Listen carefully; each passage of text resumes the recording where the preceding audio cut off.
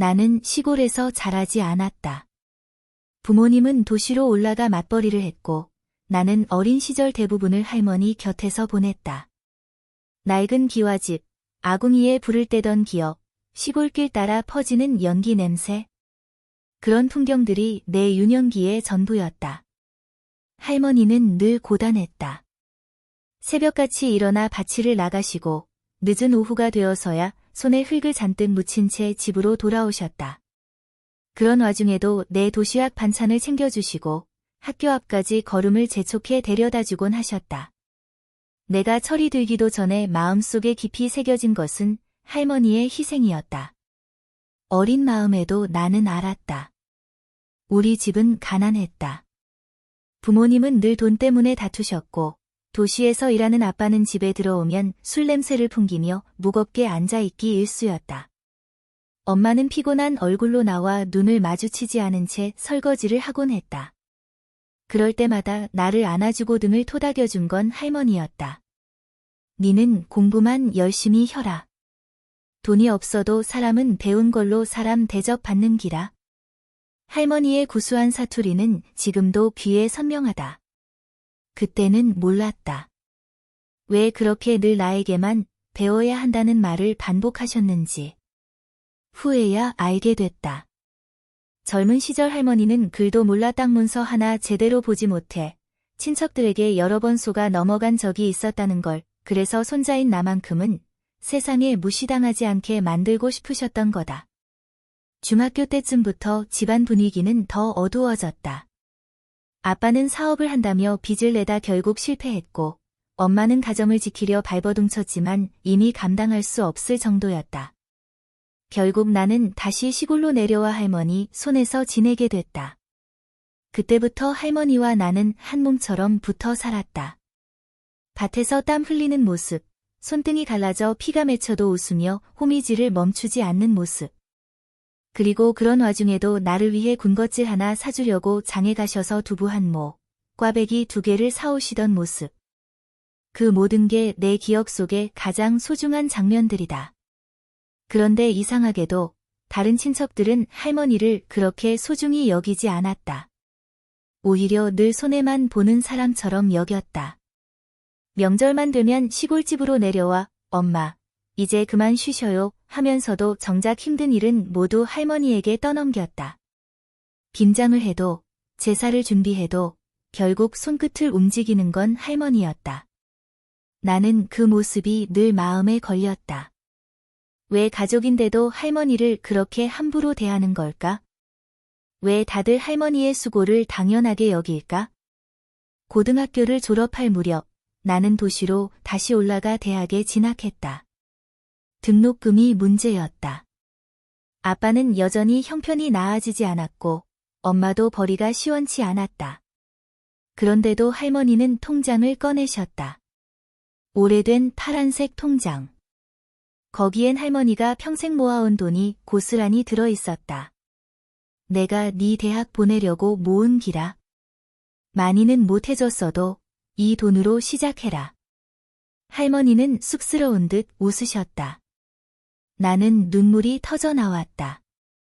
그 순간 결심했다. 언젠가 꼭 성공해서 할머니에게 보답하겠다고. 하지만 세상은 내 뜻대로 쉽게 흘러가지 않았다. 취업은 생각보다 치열했고 사회생활은 냉혹했다.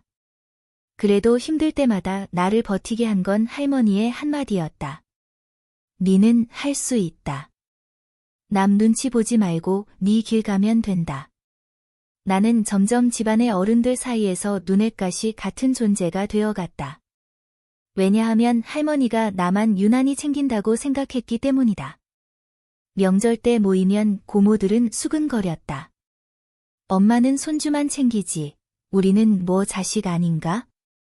어쩐지 저 녀석만 대학 보내더라. 나는 죄인처럼 고개를 숙여야 했다. 사실 내가 원한 게 아니었다. 할머니가 원하셨던 것이고 나는 그저 그 사랑을 받은 것뿐이었다. 그런데도 그들의 눈빛 속엔 늘 특혜 받은 자식이라는 낙인이 찍혀 있었다. 세월은 빠르게 흘렀다. 나는 사회인이 되었고 할머니는 어느덧 8순을 넘기셨다. 몸은 예전 같지 않았지만 정신만큼은 누구보다 맑으셨다. 그런데 문제는 그때부터 본격적으로 시작됐다. 삼촌들과 고모들이 하나둘 할머니를 찾아와 상속 이야기를 꺼내기 시작한 것이다. 엄마, 이제 연세도 많으신데 미리 정리 좀 해두셔야죠. 상속 문제로 나중에 싸움 나면 안 되잖아요.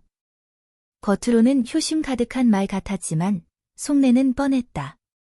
할머니가 가진 집과 땅, 그리고 남은 재산 때문이었다. 특히 몇 년 전 정부 보상금으로 들어온 시골 땅 일부의 보상금이 알려진 뒤부터는 그들의 눈빛이 노골적으로 달라졌다. 나는 할머니가 힘들어하실까 싶어 최대한 그런 얘기에서 빠지려 했다. 하지만 결국 사건은 터지고 말았다. 할머니가 8순을 넘기셨을 무렵 가족 분위기는 묘하게 달라졌다. 예전 같으면 명절에 모여 김장을 담그거나 제사를 준비하며 부산스러웠을 텐데 요즘은 다들 한자리에 모이기를 꺼렸다. 그 대신 삼촌들이 번갈아 시골집을 찾아왔다. 이유는 뻔했다.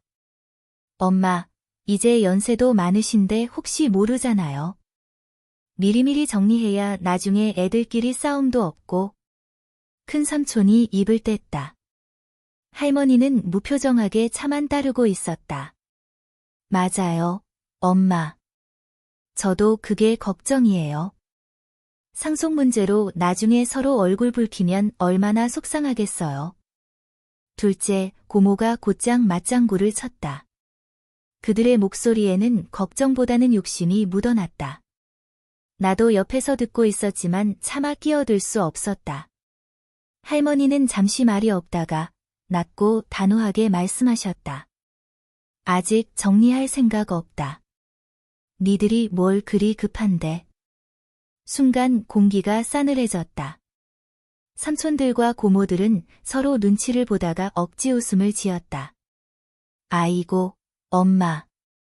그냥 혹시 몰라서 그런 거죠. 괜히 서류 때문에 나중에 힘들어질까 봐요. 그날 이후로 이상한 일들이 계속됐다. 명절이 다가오기도 전에 친척들이 번갈아 시골집을 찾아오며 은근슬쩍 각서 얘기를 꺼내는 것이었다. 어느 날 큰 고모가 나를 따로 불렀다. 너는 엄마 옆에 있으니까 잘 알 거 아냐? 할머니 마음이 어떤지 좀 얘기해봐라. 고모, 할머니는 아직 건강하시고 그런 얘기 하기 싫으셔서 그러는 거예요. 내가 조심스럽게 대답하자 고모의 표정이 굳었다. 내가 뭘 안다고 그래? 우리는 다 형제니까 공평하게 나눠야지. 괜히 니만 이득 보려고 할머니 붙잡는 거 아니냐? 그 말에 머리가 띵 울렸다. 내 의도는 그런 게 아니었는데 이미 친척들 눈에는 내가 할머니 재산을 노리는 손자로 보이는 것 같았다. 며칠 뒤 삼촌들이 모여서 결국 대놓고 상속포기 각서를 들고 왔다. 엄마, 이거 그냥 서명만 하시면 돼요. 다른 건 없고 나중에 우리끼리 문제 안 생기게 하자는 거예요. 삼촌은 억지 미소를 지으며 종이를 내밀었다. 나는 얼핏 훑어보았다. 본인은 일체의 상속권을 포기한다라는 문구가 선명했다. 할머니는 종이를 보더니 피식 웃으셨다. 니들이 사람을 뭘로 보노? 내가 치매라도 걸린 줄 아나? 이걸 왜 내가 써야 되는데? 엄마, 이건 다 엄마 편하려고 하는 거예요. 나중에 일 안 벌어지게 미리미리 정리해두자는 거죠. 하지만 할머니의 표정은 단단히 굳어 있었다. 나는 못 쓴다. 내 재산은 내가 정리할 거다. 너희들 성급하게 굴지 마라. 삼촌과 고모들의 얼굴이 붉게 달아올랐다. 그들의 눈빛 속에는 더 이상 체면 같은 건 남아있지 않았다. 그날 밤 나는 할머니가 방에서 혼자 앉아 계신 걸 보았다. 등 뒤에 작은 등이 켜져 있었고 책상 위에는 낡은 통장이 놓여 있었다. 할머니는 나를 보며 미소 지으셨지만 그 눈빛은 어딘가 슬펐다. 니는 걱정하지 마라. 내가 왜 각서를 안 쓰는지. 때 되면 알게 될 기다. 나는 더 묻지 못했다. 그저 할머니의 뒷모습을 보며 마음이 무거워졌다. 며칠 후 상황은 더 악화됐다. 명절날 친척들이 모두 모였다. 집안 분위기는 예전과 달리 팽팽한 긴장으로 가득했다. 밥상 위에도 웃음소리는 사라지고 누군가 일부러 숨을 죽이는 듯한 기묘한 정적만 흘렀다. 그리고 결국 큰삼촌이 폭탄을 던졌다. 엄마, 이제 우리도 한계예요. 다들 생활이 힘든데 엄마가 상속 정리를 안 해주시면 우리끼리 싸움만 납니다. 그 말에 둘째 고모도 거들었다. 맞아요, 엄마. 솔직히 말하면 지금 다들 돈이 급해요. 미리 합의만 해주시면 되는 거잖아요. 그들은 노골적으로 상속을 요구하기 시작했다. 할머니는 젓가락을 내려놓고 차갑게 대답하셨다. 니들 눈에는 내가 뭐 돈자루로 보이냐? 평생 내가 어떻게 살아왔는지는 안중에도 없고 오로지 돈 얘기뿐이구나. 식탁은 얼어붙었다. 나만이 손을 꽉 쥔 채 숨을 죽이고 있었다. 그날 이후 친척들의 시선은 더 노골적으로 나를 향했다. 쟤 때문에 엄마가 버티는 거야? 할머니 돈 다 저 손자 주려고 그러는 거 아니야? 나는 억울했지만 변명해도 소용없었다. 할머니를 지키려는 마음이 오히려 나를 욕심 많은 사람으로 만들고 있었다. 그리고 결국 사건은 한계점을 향해 달려갔다. 큰삼촌이 변호사까지 데려와 시골집을 찾아온 것이다. 엄마, 이제 정리하셔야죠. 다들 기다리느라 힘듭니다. 그가 내민 건 두툼한 서류 뭉치였다. 나는 숨이 막혔다. 이 싸움이 어디까지 가려는 건지 감히 상상조차 되지 않았다. 변호사를 데리고 온 날, 시골집 마당 공기는 전보다 훨씬 무거웠다. 아궁이 옆에 놓인 장작더미 위로 햇살이 비치고 있었지만 나는 그 빛조차 답답하게 느껴졌다. 큰삼촌은 서류철을 테이블에 탁 하고 올려놨다. 엄마, 이건 단순한 절차예요. 변호사님이 다 설명해 주실 겁니다. 검은 양복을 입은 변호사는 얄밉게도 공손한 표정으로 말했다. 예, 어르신. 미리 상속 포기 각서를 작성해 두시면 나중에 자녀분들 간의 불필요한 다툼을 막을 수 있습니다. 어르신 뜻대로 분배도 가능하고요. 할머니는 차갑게 쳐다봤다. 내 뜻대로라면 왜 내가 지금 이런 걸 써야 한단 말이가? 그 말에 삼촌의 얼굴이 굳어졌다. 엄마, 괜히 고집 부리지 마세요. 다들 사정이 힘든 거 알잖아요. 큰아들인 내가 체면상 나서서 그러는 거예요. 큰삼촌이 목소리를 높이자 둘째 고모가 곧바로 맞장구 쳤다. 맞아요, 엄마. 솔직히 지금 엄마 가진 땅이랑 집 다 우리한테 넘어올 거잖아요. 근데 왜 굳이 미루는 거예요? 우리만 고생이지. 나는 참다 못해 끼어들었다. 고모, 삼촌. 지금 말씀은 너무 심하신 거 아니에요? 할머니 아직 건강하시고 이 집도 할머니가 평생 일해서 지켜오신 거잖아요. 왜 자꾸 재산 얘기만 하세요? 그러자 고모는 날 노려보았다. 너 입 다물어. 내가 제일 문제야. 할머니만 붙잡고 있으니까 이 사단이 나는 거잖아. 내가 대학 간 것도 지금 버티고 있는 것도 다 할머니 덕이지? 그럼 이제는 내가 할머니 눈 돌려서 우리 목까지 가로채려고 하는 거 아니냐? 그 말에 숨이 막혔다. 억울했다. 내가 받은 건 오직 할머니의 사랑뿐이었다. 그런데 그 사랑이 이렇게 왜곡돼서 돌아올 줄은 몰랐다.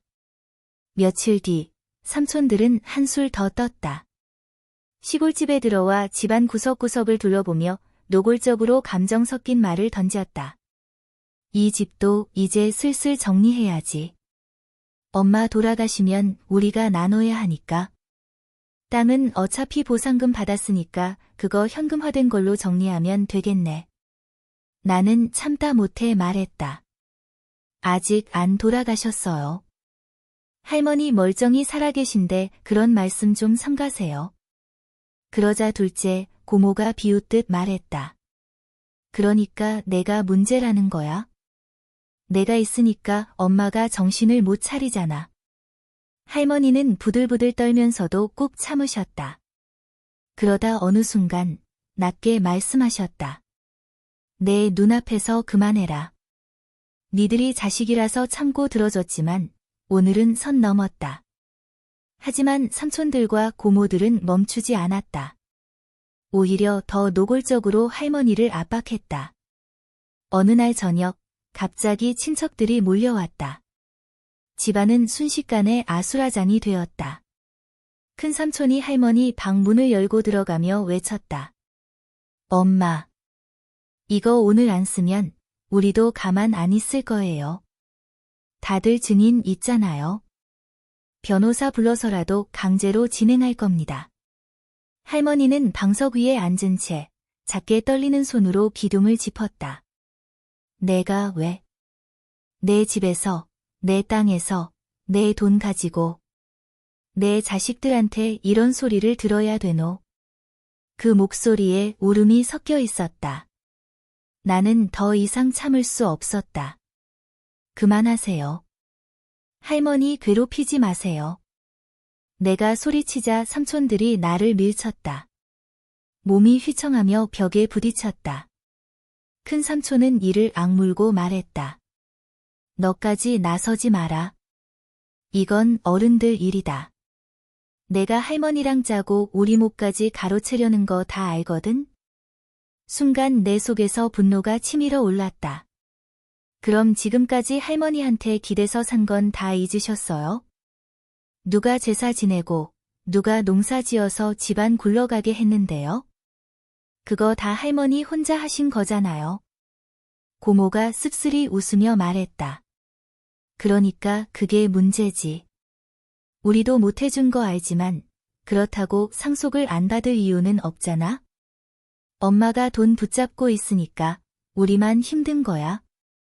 할머니는 결국 방에서 일어나셨다.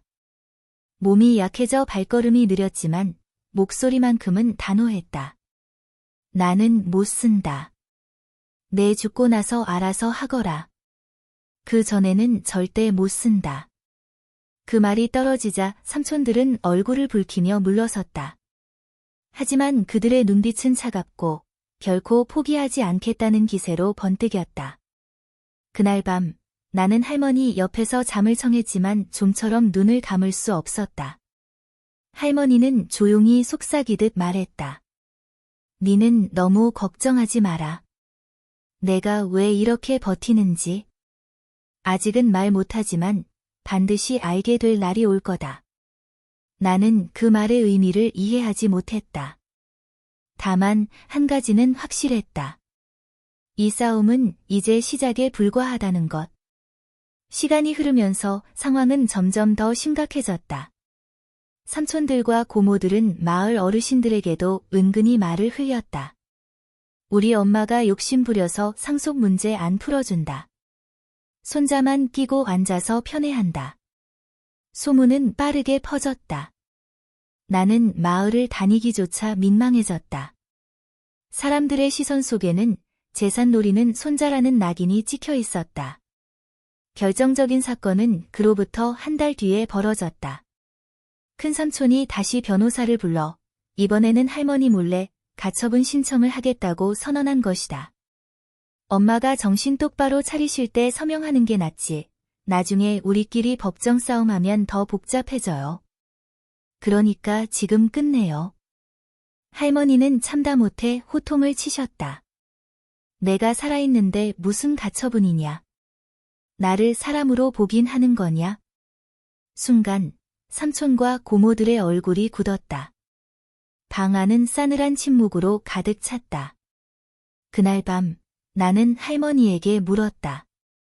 할머니, 왜 그렇게까지 각서를 안 쓰시려는 거예요? 그냥 쓰고 편해지셔도 되잖아요. 할머니는 깊은 한숨을 내쉬었다.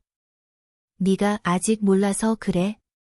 내가 왜 버티는지, 왜 절대로 포기각서를 못 쓰는지. 곧 알게 된다. 그날이 오면 네가 다 이해할 기다. 그 눈빛은 흔들리지 않았다. 나는 더 이상 묻지 않았다. 하지만 마음속의 불안이 점점 더 커져갔다. 그날 밤도 할머니는 깊은 잠에 들지 못하셨다. 나는 옆에서 뒤척이다가 할머니가 방에서 뭔가를 꺼내드는 걸 보았다. 낡은 나무 서랍에서 오래된 헝겊 보자기를 풀어내시는 모습이었다. 그 안에는 바랜 통장과 두꺼운 서류 봉투가 있었다. 할머니는 한참을 들여다보다가 마치 결심이라도 한 듯 내게 내밀었다. 니한테만 먼저 보여줄게. 아직은 다른 사람들한테 말하면 안 된다. 나는 숨을 죽이고 봉투를 열었다. 안에는 등기부등본과 땅 문서가 몇 장 들어 있었다. 놀랍게도 내가 알던 것보다 훨씬 더 많은 땅이 기록되어 있었다. 할머니, 이게 뭐예요? 저희 집 말고도 땅이 이렇게 많았어요? 내가 눈을 크게 뜨자 할머니는 씁쓸히 웃으셨다. 내 평생 모욕당하고 속고 빼앗기면서도 지켜온 거다. 네 아버지나 삼촌들한테는 말 안 했다. 걔들은 돈만 보면 눈이 돌아가니까. 나는 머리를 한 대 맞은 듯 멍해졌다. 지금까지 친척들이 욕심내던 건 그저 시골집 한 채와 알려진 밭 몇 마지기였다. 그런데 실제로는 훨씬 더 큰 재산이 숨겨져 있었던 것이다. 할머니는 조용히 과거를 이야기하기 시작했다. 젊었을 때 네 할아버지 일찍 세상 뜨고 나는 홀몸으로 자식들 키웠다. 그때 친척들이 뭐라 했는 줄 아나? 글도 모르는 여자가 애들 굶기지 않으려면 그냥 땅 팔아라. 그 말만 수십 번 들었다. 실제로도 몇 번 속아서 헐갑에 땅 뺏겼다. 할머니는 한숨을 쉬며 손등을 바라보셨다. 굵은 주름과 굳은 살이 고스란히 세월을 말해주고 있었다. 그때 다 잃고 나니 정신이 번쩍 들더라. 그 뒤로는 내가 직접 배우고 발로 뛰었다. 서류 보는 법부터 농협에서 대출받는 법까지 하나하나 다 배웠다. 남들 모르는 사이에 다시 땅을 모으기 시작한 거다. 나는 놀라움을 감추지 못했다. 할머니, 그럼 이건 일부러 숨겨두신 거예요? 그래. 일부러 숨겼다. 자식들이 욕심 부릴 게 뻔하니까. 나 죽고 나면 알게 될 거지만 아직은 아니다. 그래서 각서를 못 쓰는 거다. 내가 가진 게 이만큼인데 그걸 다 포기하면 어떻게 되겠노? 네 삼촌들? 절대 공평하게 나누지 않는다. 자기들 배만 채우려 들 거다. 할머니의 목소리는 낮지만 단단했다. 그제야 나는 할머니의 의도를 조금이나마 이해할 수 있었다. 며칠 뒤 또다시 친척들이 들이닥쳤다. 이번엔 더 노골적이었다. 엄마, 이제는 못 버팁니다. 다들 힘든데 엄마만 고집 부리시잖아요. 큰 삼촌이 언성을 높이자 둘째 고모도 따라붙었다. 그래요. 우리도 자식들 학교 보내야 하는데 엄마가 이렇게 붙잡고 있으니 아무것도 못 하잖아요. 할머니는 묵묵히 듣다가 차갑게 대답하셨다. 내가 니들한테 말 안 한 게 있다. 근데 지금은 말 못한다. 다만 분명한 건 나는 절대로 각서 안 쓴다. 왜냐면 그거 쓰는 순간 니들은 나를 인간 취급도 안 할 테니까. 순간 친척들은 멈칫했지만 곧 비웃음을 터뜨렸다.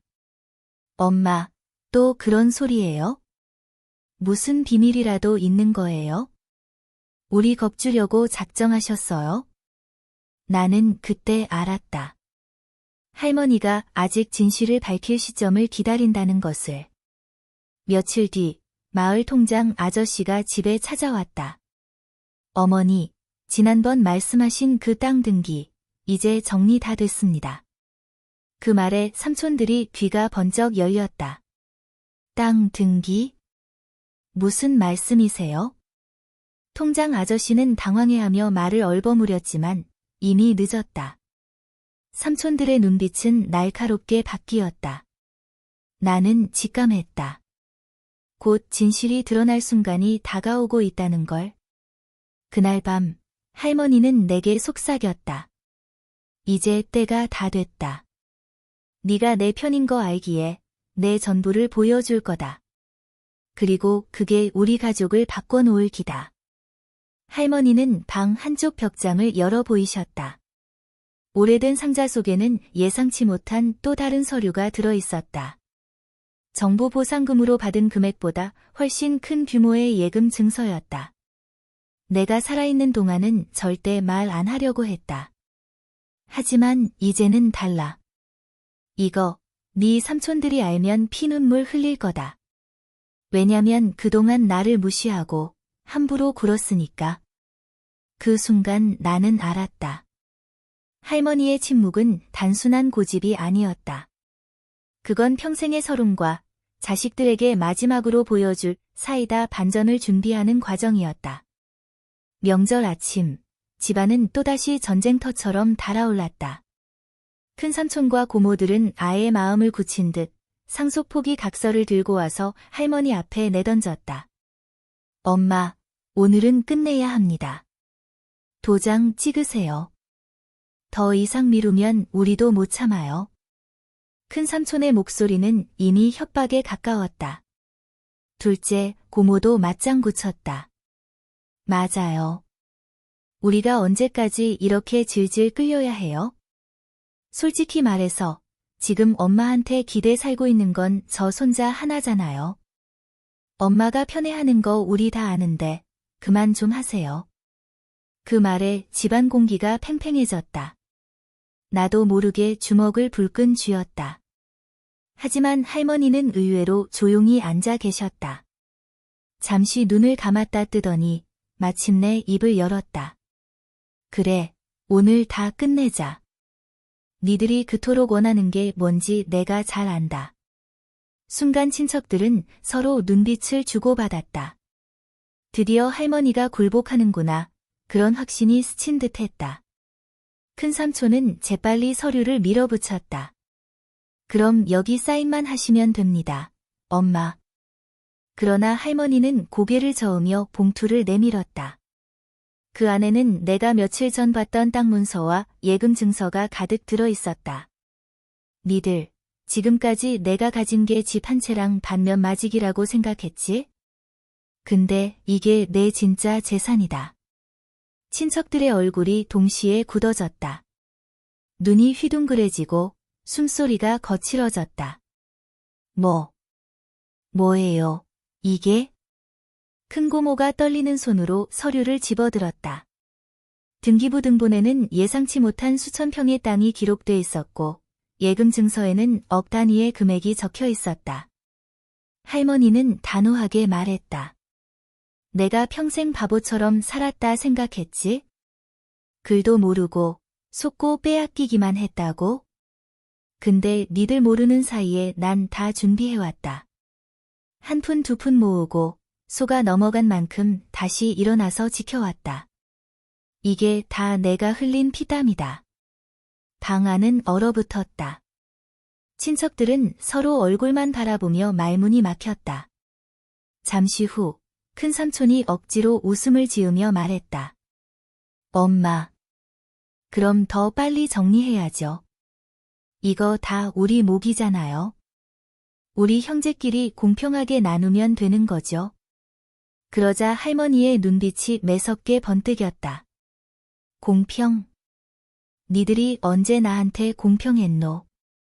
제사 준비할 때, 농사할 때, 김장할 때? 다 내가 했지. 니들은 놀고 먹으면서도 당연한 듯 대접만 받았다. 내가 늙어 병들자 이제 와서 돈 얘기만 한다. 그게 니들이 말하는 공평이가? 친척들의 얼굴이 굳었다. 할머니는 이어서 말했다. 그래서 나는 각서 절대 못 쓴다. 왜냐면 이 재산은 니들 욕심 채우라고 모은 게 아니기 때문이다. 나는 끝까지 지켜서 진짜 필요한 사람에게 줄 거다. 진짜 필요한 사람이라니? 설마 저 손자 얘기예요? 둘째, 고모가 날 가리키며 소리쳤다. 할머니는 미소를 지으며 내 어깨를 두드렸다. 그래. 니들 눈에는 편애로 보일지 몰라도 얘는 나랑 함께 고생을 나눈 아이고 내 곁을 지킨 아이다. 내가 가진 거 전부 결국 얘에게 줄 거다. 그 순간 방 안 공기가 터질 듯 팽팽해졌다. 삼촌과 고모들의 얼굴이 새빨갛게 달아올랐다. 엄마, 그게 무슨 말씀이에요? 우리가 다 자식인데 어떻게 손자한테만 줘요?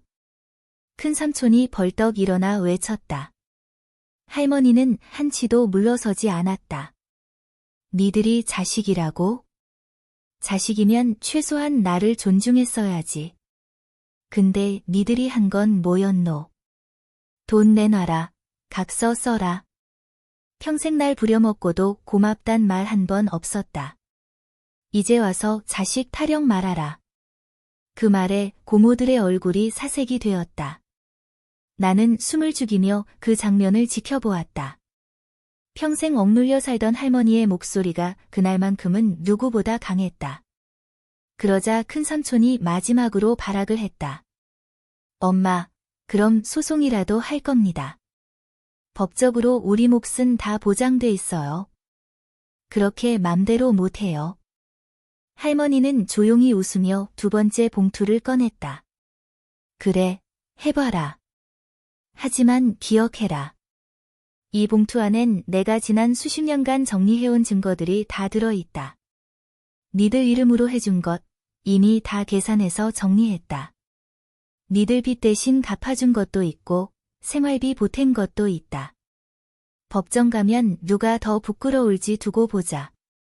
삼촌과 고모들의 표정은 산산이 부서졌다. 아무 말도 못하고 서로만 바라보았다. 그리고 마지막으로 할머니는 한마디를 던졌다. 각서? 그런 거 필요 없다. 내가 살아있는 동안은 내 재산 내가 지킨다. 내 죽고 나서도 니들 맘대로 못할 거다. 왜냐면 이미 유언장 다 써놨거든. 변호사랑 공증까지 받아놨다. 내가 믿는 건 이 손자 하나뿐이다. 방 안은 고요해졌다. 누구도 더는 말을 잇지 못했다. 나는 그 순간 온몸이 떨렸다. 통쾌함과 눈물이 동시에 북받쳐 올랐다. 평생 참고만 살던 할머니가 오늘만큼은 누구보다 당당하게 서 있었다.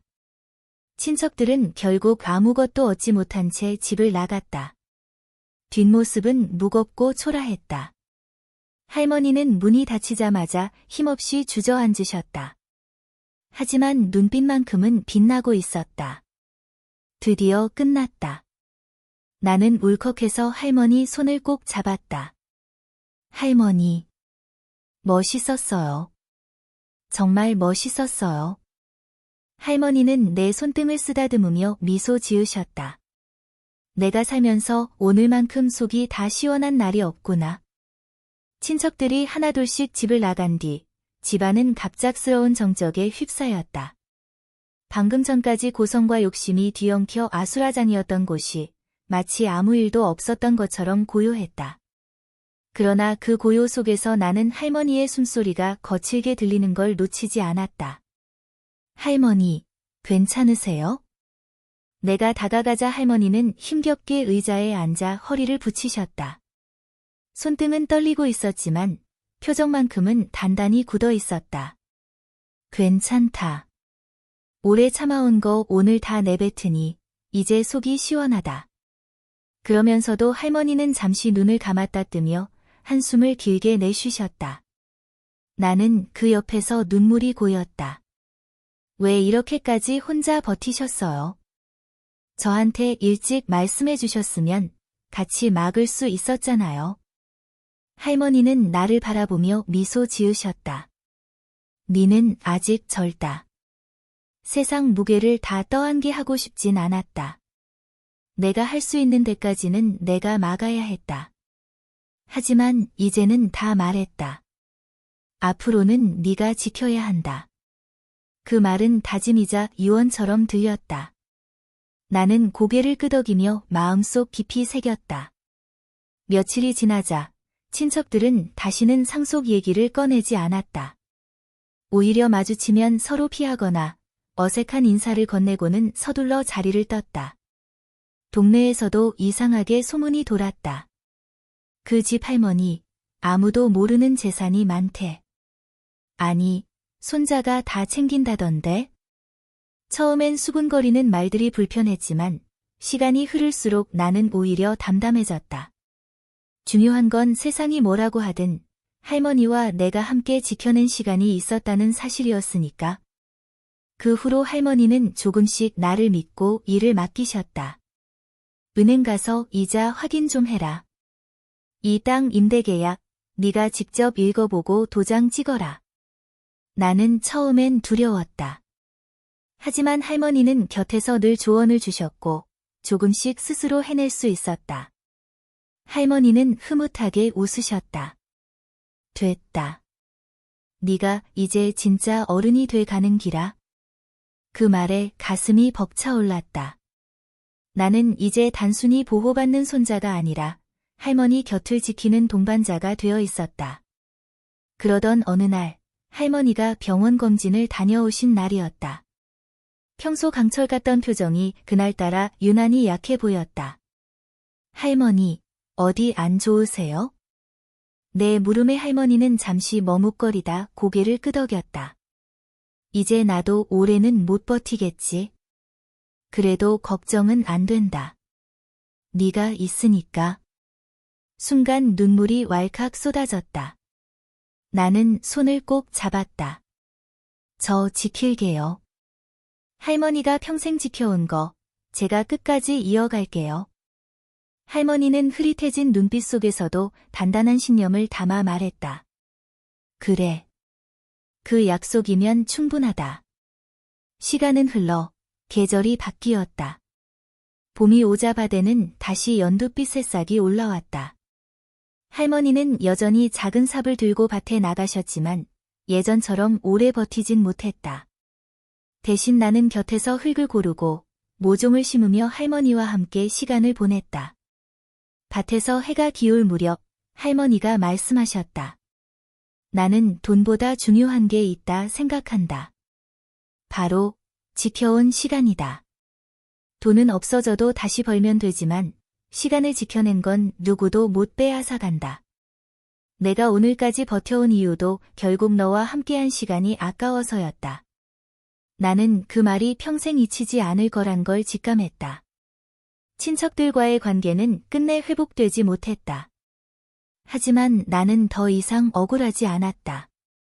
오히려 할머니의 결단 덕분에 진짜 가족이란 무엇인지 더 뼈저리게 느낄 수 있었다. 할머니는 언젠가 내게 말씀하셨다. 네 아버지 세대는 결국 욕심으로 무너졌다. 하지만 네 세대는 달라야 한다. 가진 걸 나누되 지킬 건 끝까지 지켜야 한다. 나는 그날 이후 삶을 대하는 자세가 달라졌다. 더 이상 받는 사람이 아니라 지키는 사람이 되기로 마음먹은 것이다. 그리고 몇 달 뒤 할머니는 마침내 유언장을 공식적으로 공개하셨다. 모든 친척들이 모인 자리에서 변호사가 유언장을 읽어 내려갔다. 피상속인은 자신의 재산 전부를 손자에게 상속한다. 단, 그 재산은 가문을 유지하고 마을을 지키는 데 쓰일 것이라는 조건을 단다. 친척들의 얼굴은 굳어졌지만 아무도 이의를 제기할 수 없었다. 이미 모든 게 공증되어 있었고 법적으로도 완벽하게 정리되어 있었기 때문이다. 할머니는 마지막으로 말씀하셨다. 내가 남긴 건 돈이 아니다. 니들이 못 본 내 삶이고 내 시간이다. 그걸 이어갈 사람은 이 아이 하나뿐이다. 그 순간 나는 울음이 터졌다. 그 눈물은 억울함도 분노도 아닌 그저 감사와 존경에서 비롯된 눈물이었다. 그날 밤 나는 할머니와 나란히 앉아 저녁 노을을 바라보았다. 하늘은 붉게 물들어 있었고 바람은 봄꽃 향기를 실어왔다. 할머니는 조용히 말씀하셨다. 이제 됐다. 내 인생에 후회 없다. 나는 목이 메어 대답했다. 저도 후회 없게 살게요. 할머니가 가르쳐 주신 대로 절대 흔들리지 않게. 할머니는 미소 지으셨다. 그 미소 속에는 평생의 서름과 고통을 이겨낸 자부심, 그리고 마지막까지 사랑을 지켜낸 강인함이 담겨 있었다. 사람들은 흔히 상속 이야기를 돈의 문제라고만 생각한다. 하지만 내가 직접 겪은 이 사건은 단순한 돈 이야기가 아니었다. 그것은 평생의 시간과 희생, 그리고 진심을 누가 어떻게 지켜내느냐의 문제였다. 내 할머니는 가난 속에서 자식을 키우고 홀로 삶을 버텨내며 끝내는 누구도 알지 못한 재산까지 지켜냈다. 그러나 그 모든 과정에서 할머니가 진짜 지키고 싶었던 건 돈이 아니었다. 바로 사람의 마음이었다. 친척들은 돈을 먼저 받고 그 욕심이 눈을 가렸다. 그래서 할머니의 평생 희생을 보지 못했고 그 사랑을 당연하게만 여겼다. 반대로 나는 어릴 때부터 할머니의 손에서 자라며 그 시간과 눈물을 함께 겪었기에 할머니가 무엇을 지키려 했는지 알 수 있었다. 사이다 같은 반전이 있던 그날, 나는 깨달았다. 진정한 부자는 가진 돈이 많은 사람이 아니라 끝까지 지킬 줄 아는 가치를 가진 사람이라는 걸. 그리고 진짜 상속은 돈이나 땅이 아니라 살아온 삶의 무게와 배움, 그리고 남긴 이야기라는 걸. 이제 할머니는 예전보다 훨씬 많이 웃으신다. 욕심 많은 친척들에게 당당히 맞서고 자신의 선택을 지켜낸 뒤부터는 표정이 한결 편안해졌다. 나는 여전히 할머니 곁을 지키며 하루하루를 살아간다. 밭에서 함께 흙을 고르고 장터에 같이 나가 사람들과 안부를 묻고 저녁에는 작은 마루에 나란히 앉아 노을을 바라본다. 그 순간순간이 바로 내가 이어받은 가장 값진 유산이다. 나는 가끔 스스로에게 묻는다. 만약 할머니가 그때 각서를 썼다면 어떻게 됐을까? 아마 우리 가족은 끝내 원망과 싸움만 남았을 것이다. 하지만 할머니는 끝까지 버텼다. 그리고 그 선택이 우리 집안의 미래를 바꿔놓았다. 시청자 여러분, 혹시 여러분도 누군가와 갈등 속에 있나요? 그 갈등이 돈 때문일 수도 있고 작은 오해 때문일 수도 있습니다. 하지만 꼭 기억하셨으면 합니다. 때로는 단호하게 거절하는 용기, 그리고 끝까지 지켜내는 의지가 그 어떤 재산보다 더 값진 유산이 될 수 있다는 것을요. 저는 제 할머니에게서 그걸 배웠습니다. 평생 억눌려 살던 분이 마지막 순간에 세상을 향해 당당히 외친 한마디. 내 재산은 내 손으로, 내 뜻대로 지킨다. 그 한마디가 제 가슴에 평생 남을 겁니다. 그리고 이제는 제 차례입니다. 할머니가 물려주신 것은 돈과 땅이 아니라 어떻게 살아야 하는가라는 가르침이었습니다. 저 역시 누군가에게 그런 유산을 남길 수 있는 사람이 되고 싶습니다. 이 이야기를 듣고 계신 분들께 묻고 싶습니다. 여러분이 지켜야 할 진짜 유산은 무엇인가요? 돈일까요? 집일까요? 아니면 가족과 함께 쌓은 시간일까요? 저는 이제 확실히 압니다. 사랑으로 함께한 시간, 그게 바로 우리가 물려줄 수 있는 가장 큰 재산이라는 거요.